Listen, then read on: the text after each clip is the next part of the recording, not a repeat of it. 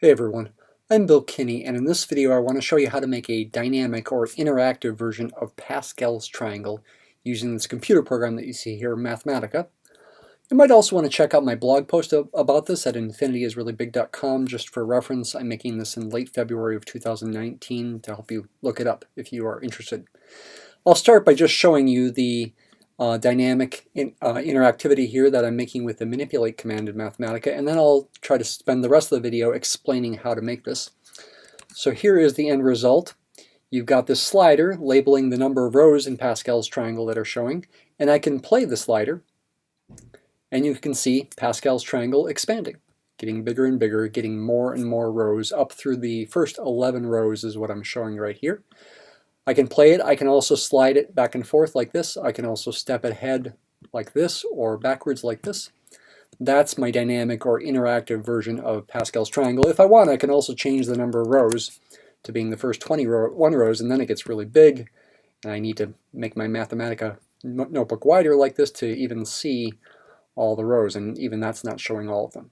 Let's go back to having 11 rows. Okay? We want to understand how to make this animation. Before we can do that, we need to make sure we all understand what Pascal's triangle is. If you haven't learned about Pascal's triangle, you're going to want to pay good attention. Even if you have, it would be good to review. So what is Pascal's triangle? Here you see a finite version, a static version of it. First thing to realize is technically Pascal's triangle goes on forever and ever downwards. Okay, you can make more and more rows of the triangle. Second thing to notice is that you've got ones along the sides of the triangle on the left and right side. That's a pattern. How do you figure out what numbers go in the middle? So again, let's start with one row at a time. So the first row is just a single one. The second row consists of two ones, a one and then another one. The third row you can see is a 1, 2, and a 1, but why is there a 2 here? Where does that come from? Here's the pattern. This is the third row. Look at the preceding row, the second row, and look at the two numbers in the two slots that are most close to this slot. They're both 1s. Now form 1 plus 1, you get 2. That's the number that goes right there. Let's try the pattern in the next row. Look at the fourth row here. Look at this number here, which is a 3. How do I know to put a 3 there? Look at the preceding row, which would be the third row, and the two numbers in that row that are most close to this slot right here. They are a 1 and a 2. 1 plus 2 is 3. So you put a 3 there. This number is a 3 because 2 plus 1 is 3. Okay? This number is a 6 because 3 plus 3 is 6. This is a 4 because 3 plus 1 is 4. This is a 10 because 6 plus 4 is 10. What number would go down here between the 10 and the 5? It would be a 15. Between the 10 and the 10 would be a 20. Okay? And you could continue making more and more rows. This is really an infinite triangle of numbers. All right, but how do you get Mathematica, this computer program, to make that? You need to have a little bit of knowledge about how these numbers can be computed. They are called binomial coefficients sometimes, and I will explain why here in a minute. There's a built-in Mathematica function called binomial that has two inputs, n and k, that will compute these binomial coefficients. It will compute the numbers in Pascal's triangle. What is binomial nk? Well, it's what you might have learned about in algebra or pre-calculus as n choose k. Did you learn about combinations? If you haven't, then that's something to look into. When you've got a group of n objects, where n could be 5 or 10 or 20, and you like to figure out how many groups of k objects, where k is something smaller than n typically, can be taken from that larger group. This formula that you see here computes that for you. It's called n choose k. Here are the symbols for it. And here's its formula. It involves the factorial function with the exclamation point that you see here. N factorial means n times n minus 1 times n minus 2, etc., down to 3 times 2 times 1. For example, 6 factorial is 6 times 5 times 4 times 3 times 2 times 1, by definition. It's shorthand notation, really. What does that equal? You can check it on your calculator. It equals 720. Okay, I'm having Mathematica compute it. 7 factorial would be 7 times 6 times 5 times 4 times 3 times 2 times 1. That's 5040. The factorial function grows very large, very rapidly. For example, 20 factorial is that huge number. Okay, it grows very large, very rapidly. Though the combination quantity doesn't necessarily grow large so rapidly because you are also dividing by some factorials, you can see in the bottom here. Okay, so that's some background. Hopefully you've heard of that before. So I could use this formula involving the exclamation point. Oh, and I should say, by the way, 0 factorial by definition is defined to be 1 because that does make formulas work out nicely. This formula in particular when k is 0 or when k equals n. Let's have Mathematica compute this in two ways. One is that we'll use the built-in binomial function, and another way is that we'll use the factorial. So this is 7 choose 3 here. That ends up being 35. If I use this formula right here, with n equal to 7 and k equal to 3, and therefore n minus k is 4, this does give the same answer, 35, and you can check that with your calculator. Why are these called binomial coefficients? It's because they show up when you expand binomials, which are just polynomials with two terms. Okay, and they don't have to be the same symbols. It doesn't have to be just x's and x's in here. It could be just an x and a y, for example. That's a binomial, and we can expand it to different powers, for example, like the 5th power. And it turns out, by something called the binomial theorem, this is going to be the answer. Now look at these coefficients. You see a 1, you see a 5, you see a 10, 10, 5, and a 1. Those coefficients are numbers in Pascal's triangle. Look at this static version of Pascal's triangle right here. The last row, the 6th row there, is 1, 5, 10, 10, 5, 1. Those exact coefficients. So that's why they're called binomial coefficients. They come from the binomial theorem, which allows you to expand binomials. Okay, and you can do more complicated examples. Expand in Mathematica can confirm this. Here are a couple examples, and you could check on your own. That 1, 8, 28, 56, 70, 56, 28, 8, 1 would be a row in Pascal's triangle. It would technically be the 9th row if we're thinking of that top one as being the first row. It's important to realize, in Mathematica at least, for programming, that if n happens to be less than k, Mathematica is programmed in such a way that binomial nk returns 0. Okay, now you don't typically think about that 5 choose 7, for example, in applications. It's just a programming thing to realize that this returns 0. That'll affect how we end up programming the manipulate animation in the end. Okay, the next thing to know, so the binomial will give us the numbers in Pascal's triangle.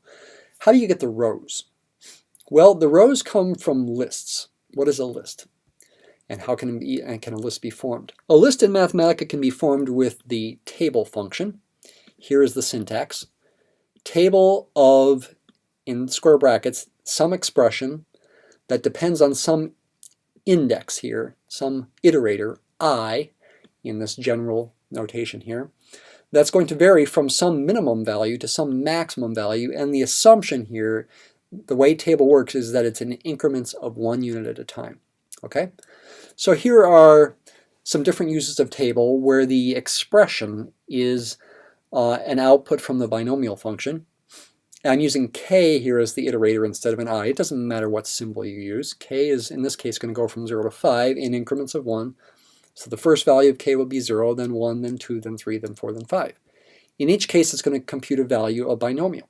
5 choose k for those different values of k. It's going to compute 6 values of k, binomial. This will be a list with 6 entries in it. 1, 5, 10, 10, 5, 1.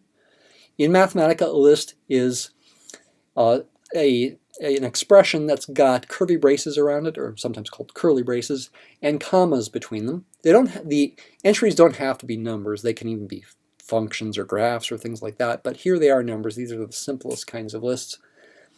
And this is a list with 6 elements. If I do this example, k is going to go from 0 to 9. That's actually going to create a list of 10 elements. The values of 9 choose k, those 10 numbers. This one, when I put a 19 in here, that will give us a list of actually 20 numbers. 19 choose k as k goes from 0 to 19. These 20 numbers that you see here. And again, these will all be rows in Pascal's triangle. So that's how to create the rows themselves. Now the question is, how do you put those rows together in a stack, as a column, so to speak, and then how do you animate it? Well, to help us build toward that, we should realize that table can be used in what's called a nested way. You can put table within another table. For example, here, I've got an inner table where the iterator is k going from 0 to 5.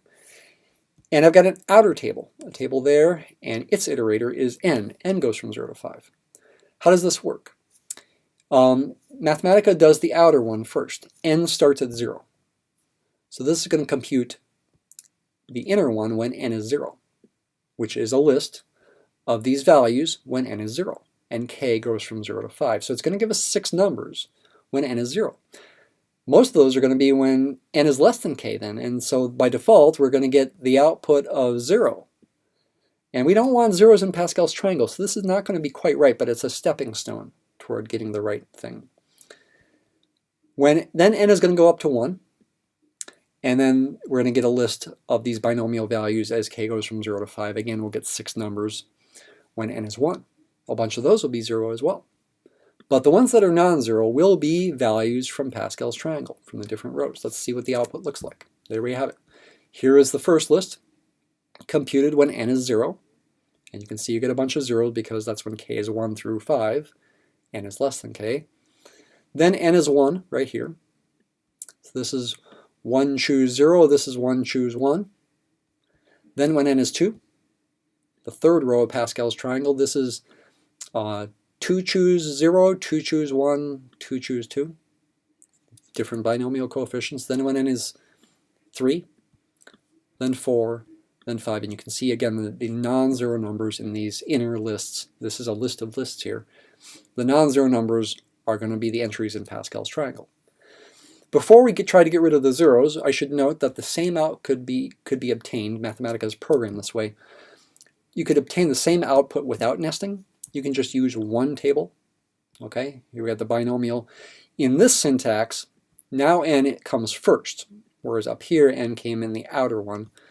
So n is first here, so we will compute, once again, values of the binomial coefficients, n choose k. First when n is 0, and k goes from 0 to 5. Then when n is 1, and k goes from 0 to 5.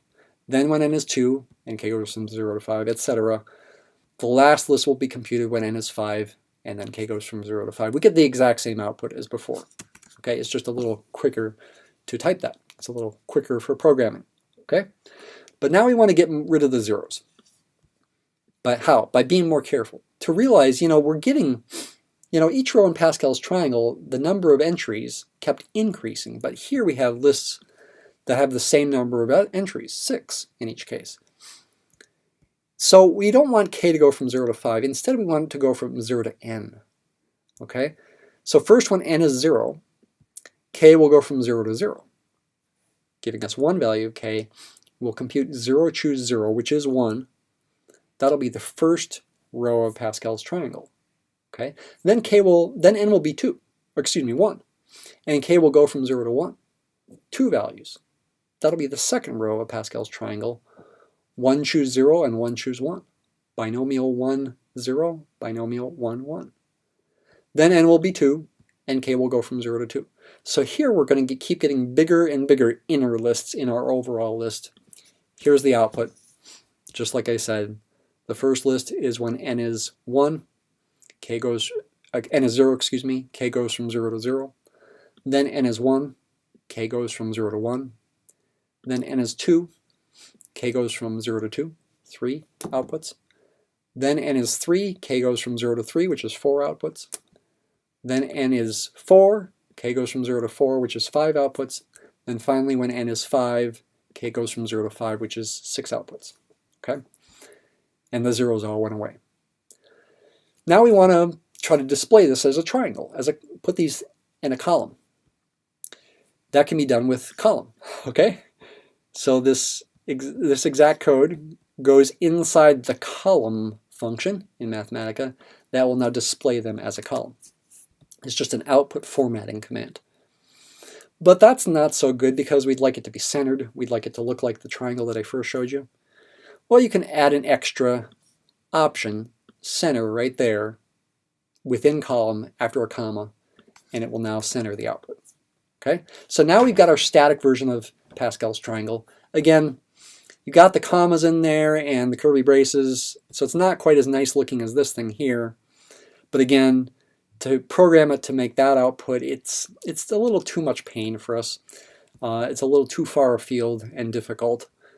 So we're going to be satisfied with this Pascal's triangle that's not quite as nice looking right here, and animating it.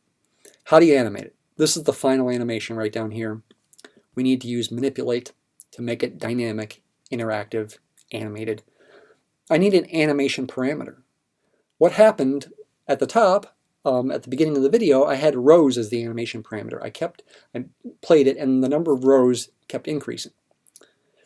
And so that's what I use. Notice I have the column, including the center command, inside the manipulate as the first argument of the manipulate before this comma right here. This is therefore the thing that's going to get animated, which is going to be Pascal's triangle for different numbers of rows. Indeed, I have the rows as my animation parameter outside the column. It's going from 1 to 11 in increments of 1. I do need to tell manipulate to increment by 1, whereas I didn't need to do that with table.